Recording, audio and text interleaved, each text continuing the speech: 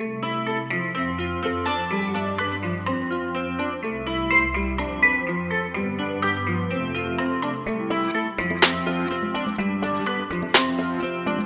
culture de l'entrepreneuriat, la cherté de la vie, insertion professionnelle des jeunes, l'éducation et plusieurs autres sujets qui font l'actualité seront au centre de ce nouveau numéro de votre émission hebdomadaire À vous la parole.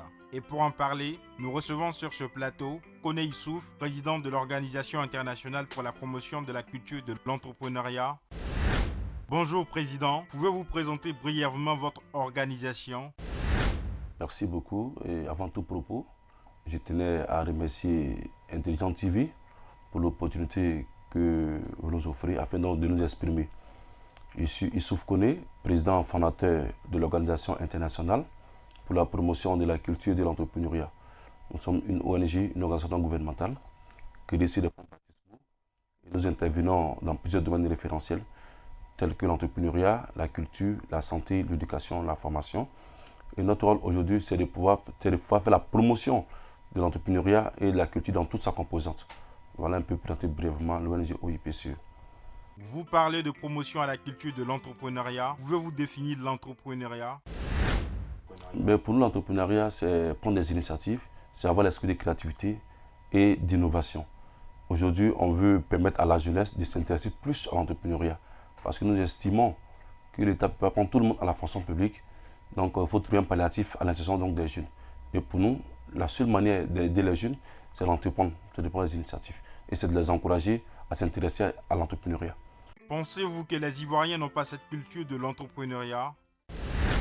Quant à nous, je ne pense pas que les Ivoiriens ont cette culture. Voilà, parce que nous sommes dans un pays francophone.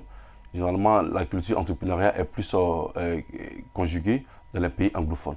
Aujourd'hui, notre rôle, c'est de pouvoir encourager, bien sûr, et à initier beaucoup de jeunes à s'intéresser à l'entrepreneuriat.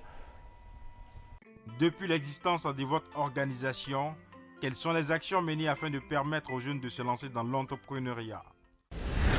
Nous avons mené pas mal d'actions dans ce sens. D'abord, former les jeunes sur la culture entrepreneuriat, sensibiliser les jeunes à s'intéresser à l'entrepreneuriat. Nous avons facilité l'installation de certains jeunes qui ont été intéressés et qui ont sollicité notre organisation afin que ceux-là soient aujourd'hui des entrepreneurs. Également, nous avons facilité l'insertion de pas mal de jeunes à travers notre partenariat avec l'Agence Emploi Jeunes de Côte d'Ivoire qui nous accompagne effectivement et par rapport également aussi au financement de certains projets des jeunes. Donc, on peut dire qu'aujourd'hui, le bilan est positif à notre niveau.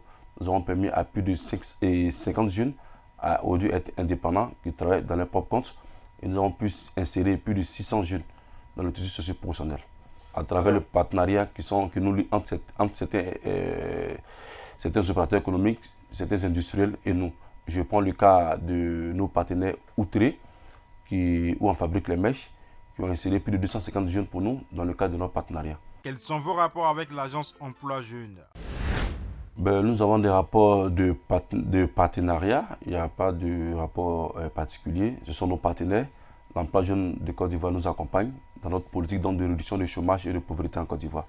Également, quand nous avons des soucis de financement de projets, on les sollicite et ils accompagnent véritablement l'ONG OIPCE. Je profite bien sûr de votre antenne pour les remercier, les féliciter. L'agence Emploi Jeune fait beaucoup, même si beaucoup reste à faire, mais je tenais déjà à les féliciter pour le bilan. Pensez-vous que la politique actuelle du gouvernement pour l'insertion des jeunes est efficace? On ne peut pas dire qu'elle n'est pas efficace, on ne peut pas également dire qu'elle est efficace, mais elle est à revenu intermédiaire. À revenu intermédiaire, il faut dire que l'État fait beaucoup, mais beaucoup reste à faire encore en matière d'insertion des jeunes. Ça, il faut le dire. Et nous, en tant qu'organisation non gouvernementale, notre rôle, c'est d'accompagner donc les politiques dans la réduction de réduction du chômage et de pauvreté de la jeunesse surtout. L'éducation est un domaine dans lequel vous intervenez. Pouvez-vous nous dire ce que vous faites réellement? Nous luttons contre les grossesses en milieu scolaire parce que quand ces jeunes filles tombent enceintes, c'est difficile pour eux. Souvent, certaines sont rejetées par la famille. Donc, il faut faciliter leur résocialisation dans la société. Également, nous avons fait des cantines scolaires pour près de 2000 élèves parce qu'aujourd'hui, un homme qui a faim n'est pas un homme libre. Un enfant qui a faim n'arrive pas à se concentrer à l'école.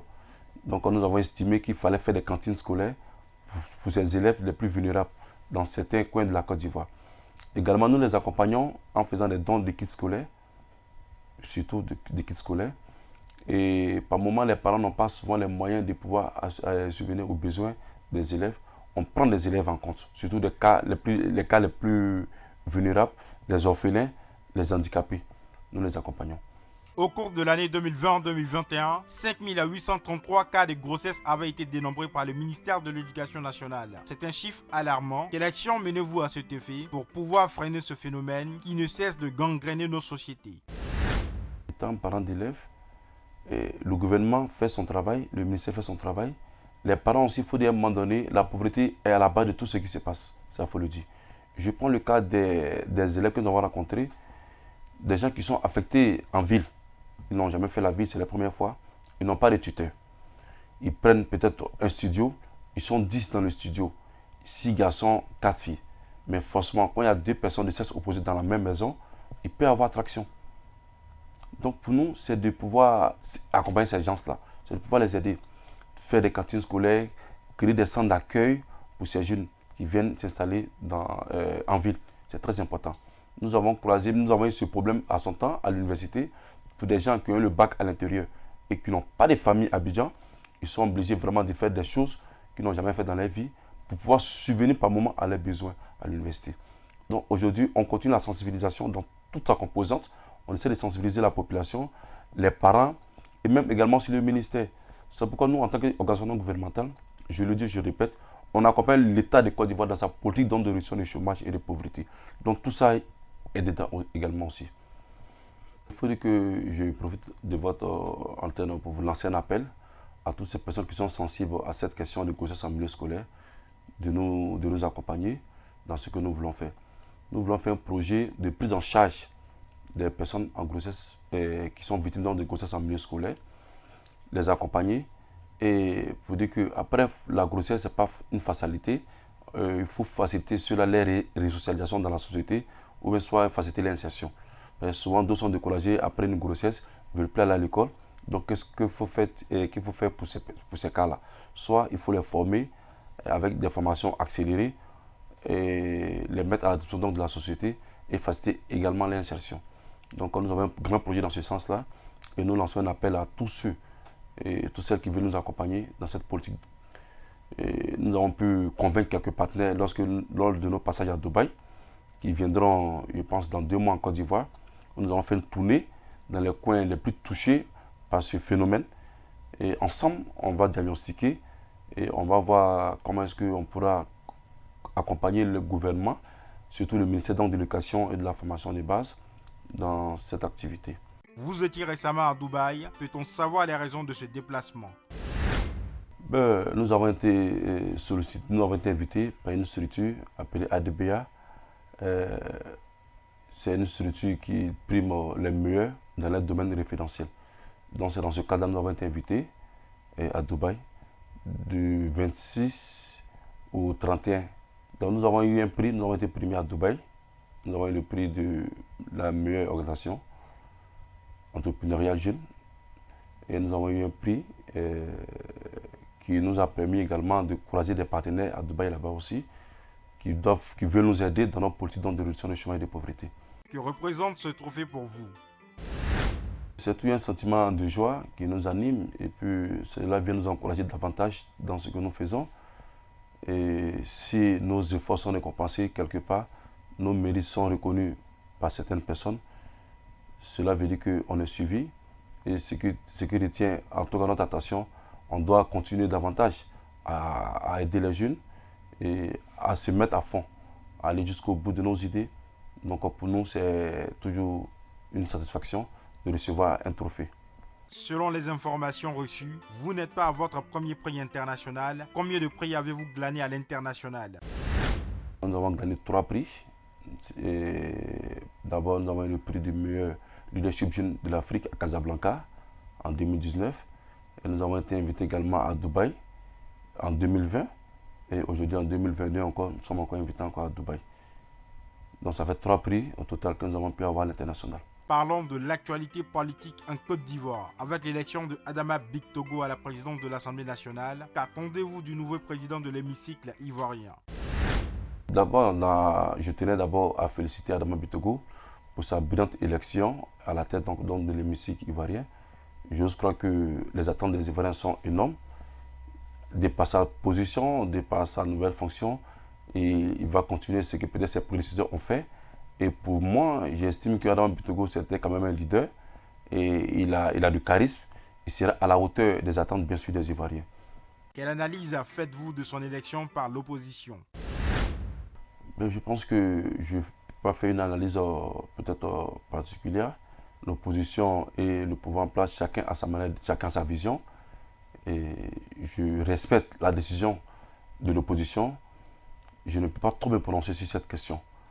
Vous avez écouté Charles Blé Goudé après la réception de son passeport. Quel commentaire cela vous inspire? Je pense que je tenais d'abord à féliciter le gouvernement ivoirien, parce que Blé Goudé c'est un Ivoirien. Et chacun est bien chez soi. Également, Blé Goudé est content comme tout Ivoirien qui reçoit son passeport. Que tu sois hors de la Côte d'Ivoire ou tu sois en Côte d'Ivoire, lorsque tu reçois ton passeport, c'est toujours une joie qui t'anime. Et je voulais féliciter également sur le processus de la réconciliation qui est en marche. Cela veut dire que la réconciliation des Ivoiriens est une réalité. Nous sommes plus dans la phase donc, de discussion, mais plutôt de la réalité. Si aujourd'hui Blé Goudé reçoit son passeport et qu'il fait les déclarations, je pense que c'est des choses qui sont salutaires. Et nous, en tant qu'organisation non gouvernementale, notre rôle, c'est d'encourager ces genres d'initiatives. Donc je félicite le gouvernement et bravo également à Blé Goudé qui vient de recevoir son passeport. On l'attend impatiemment en Côte d'Ivoire. L'on parle de plus en plus de cherté de la vie en Côte d'Ivoire. Est-ce que vous le ressentez à votre niveau? Oui, bien sûr, vous savez que la cherté de la vie en Côte d'Ivoire, c'est une question de tous. Et le gouvernement a pris des initiatives pour pouvoir lutter contre la cherté de la vie. Ils ont fait beaucoup, mais beaucoup reste à faire encore, ça, il faut le dire. Et ça, c'est à tous les niveaux. Nous ressentons beaucoup et les denrées de première nécessité dont les prix augmentent du jour en jour, il faut qu'on puisse voir cela. Ce n'est pas seulement forcément une question de gouvernement, mais c'est une question de tous. Il faut que nous impliquons, la population doit s'impliquer véritablement pour qu'on puisse lutter contre la cherté de la vie. Quelle pourrait être la solution miracle de votre organisation concernant la cherté de la vie? Il faut dire qu'il y a plusieurs domaines à toucher. Il faut sensibiliser. Il faut d'abord lutter contre le racket, qui est aussi une source de la cherté de la vie. Également, encourager les agriculteurs qui font donc, des cultures vivriers pour pouvoir minimiser les coûts et maximiser les profits. Parce que nous constatons tous aujourd'hui l'inflation. L'inflation des denrées alimentaires, des premières nécessités, je pense que ce n'est pas vraiment trop intéressant pour des populations vulnérables, des populations, qui sont victimes d'une population exponentielle. Je pense que c'est une question de tout, comme je le disais tout à l'heure. Chacun de nous peut apporter son grand édifice afin que nous puissions lutter contre ce fléau, qui est la cherté de la vie. En tant que passionné du sport, comment avez-vous trouvé les 2 premières sorties de Jean-Luc Gasset, sélectionneur des éléphants? Je ne peux pas juger un entraîneur sur 2 sorties, mais déjà pour l'instant, on tenait à le féliciter. Il a fait de très bonnes sorties pour ces 2 matchs. J'ose croire que les Ivoiriens l'attendent encore, puisque nous avons la chance d'organiser la CAN dans notre pays en 2023. J'estime que lui et son staff feront plaisir à la population ivoirienne afin que nous partons très, très loin dans cette compétition. Ce dimanche 19 juin 2022 sera célébrée la fête des pères qu'a prévu votre organisation. Merci pour cette belle question. D'abord, je tenais à souhaiter d'avance très bonne fête des pères à tous. Et pour nous, à notre niveau, l'ONG OIPC chaque année, comme l'année dernière, on essaie de quand même faire des courriers de félicitations à tous les pères qui sont membres de l'ONG et au-delà même de l'ONG également aussi. Et quand nous pouvons, on apporte aussi des petits cadeaux pour les féliciter, pour les encourager, parce que le papa, un père c'est le ministère de la Défense, un père c'est celui qui est le chef de la famille. Donc chaque année, on fait ce qu'on peut pour pouvoir solliciter et pour pouvoir accompagner les pères donc, qui sont membres de l'ONG OIPC et par moment au-delà de notre organisation. Quelle est la meilleure manière d'honorer les pères? C'est de les rendre un vibrant hommage. C'est de les rendre un vibrant hommage et c'est de dire merci pour ce qu'ils font au quotidien parce que ce n'est pas facile d'être un père. C'est stressant, il y a trop de choses qui rentrent en ligne de compte quand tu es père. Il y a des choses qui sont imprévues. On peut t'appeler à tout moment, l'enfant a été chassé à l'école, l'enfant ne se porte pas bien, vraiment, il faut encourager nos papas pour nous. C'est de les rendre, c'est de faire une journée d'hommage et de reconnaissance à l'endroit de tous les pères du monde entier et particulièrement à tous les pères de la Côte d'Ivoire. Nous sommes au terme de nos échanges. Quel message en guise des conclusions?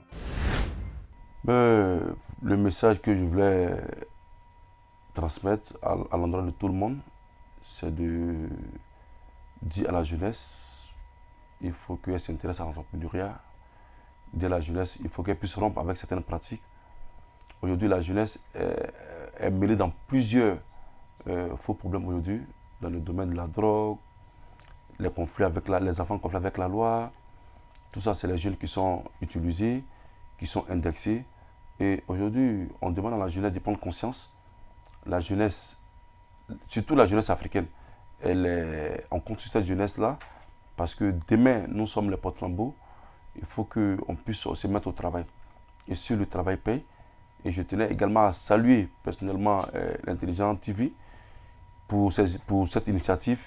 Depuis ça fait 1 an maintenant, Intelligent TV existe. Et depuis votre avènement, vous faites beaucoup de choses. Et je tenais vraiment à vous encourager dans ce sens. Et j'ose croire que la jeunesse passera par moments de temps en temps ici pour pouvoir partager un peu son expérience sur le terrain. Je tenais vraiment à vous remercier. C'est ici que prend fin cette émission avec Koné Issouf, président de l'Organisation internationale pour la promotion de la culture de l'entrepreneuriat. Merci de nous avoir suivis et bonne suite de programmes sur l'Intelligent TV.